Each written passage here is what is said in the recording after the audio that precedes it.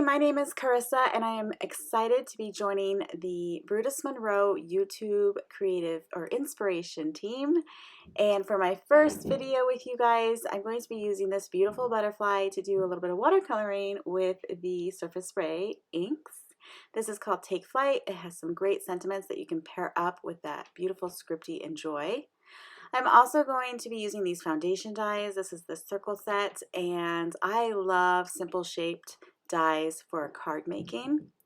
Also, I'm going to be using some paper from the Rustic Florals paper pad. I just wanted to show you all the beautiful papers in this paper collection before we go on. I love the wood grain and the beautiful colorful florals on this paper. This one is especially pretty. I love teal. And I love florals, I love watercoloring flowers, and this paper pad just spoke to me. This is actually the one that I'll be using in my project today, and you can see it has a glossy sheen, and they are one-sided, so you don't have to pick and choose which side you want to use. For my stamping, I'm going to be using this detail ink in Raven. I love it for watercoloring. And I will be stamping on a piece of 140-pound cold press watercolor paper. So before I stamp my butterfly, I just want to make sure it's going to fit in the size circle die that I wanted to use. And so I'm just placing it on there and deciding where in the circle that I want to stamp it. And then I'm making sure that that Enjoy stamp will also fit inside that circle die. So once I'm happy with all of that, I can go ahead and start my stamping. Since I am stamping on a cold press watercolor paper, it has a ton of texture on it. So I like to use a stamp positioner of some kind when I'm doing this kind of stamping. And you'll see that when I do the first stamping, there's a lot of places like the nooks and crannies of the paper where the ink did not get through. So that's why it's really good to use a stamp positioner of some type. If you are watercoloring on watercolor paper, I can do it multiple times and I don't have to worry about placing the stamp in the exact same spot. In this case, I went ahead and stamped it 3 times just to get a nice crisp black image on my paper before moving on. And the detail ink is perfect for watercoloring. It's definitely been my go-to whenever I watercolor. So now you can see I've got a nice detail image there.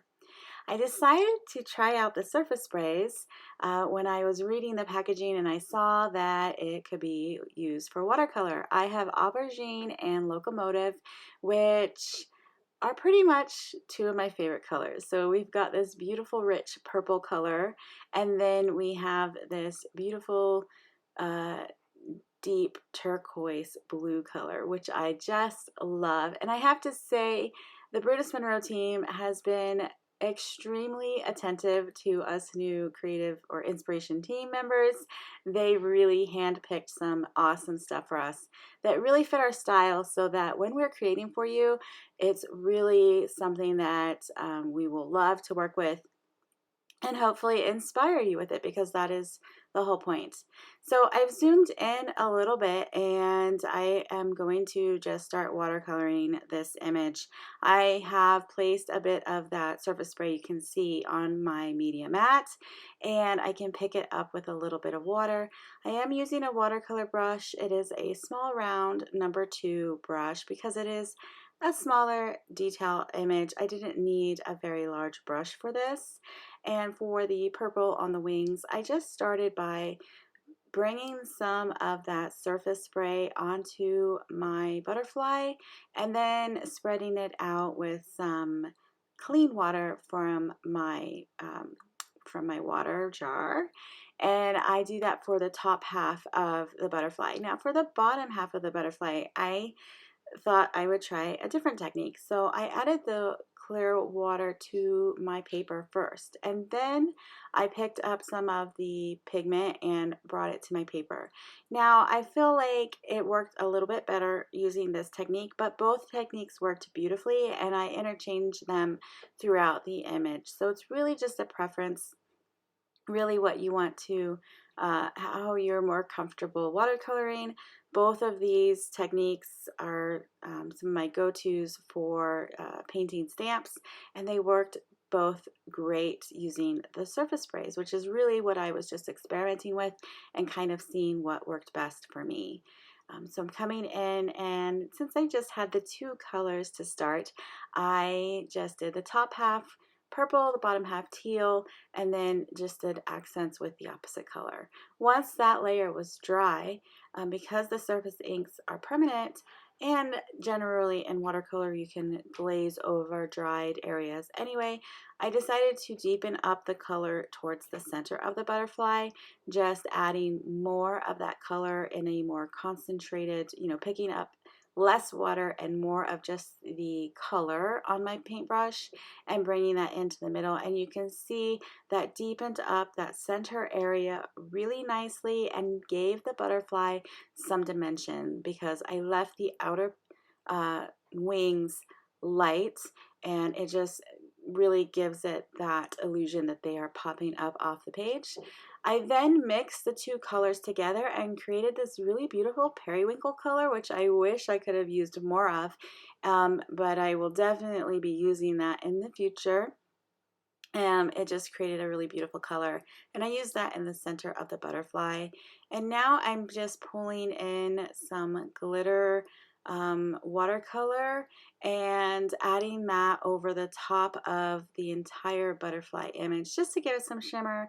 I love adding a little bit of shimmer to my paintings. I think it's just a beautiful accent to anything. So you can really see here the beautiful glitter on top.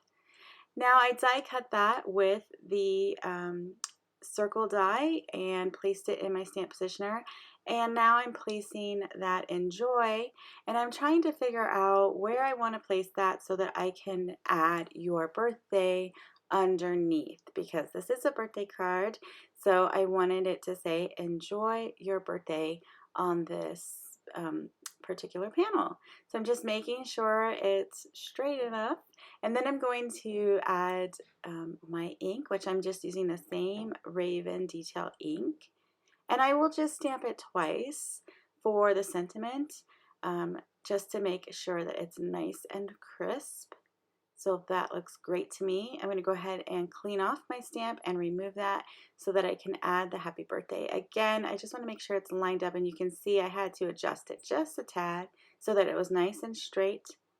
Now I can go in and add my ink again, and like the other sentiment, I will end up stamping this twice, and that is because the watercolor paper is very textured, and I just want to make sure it's nice and clean and crisp, and there we go, we have it perfect.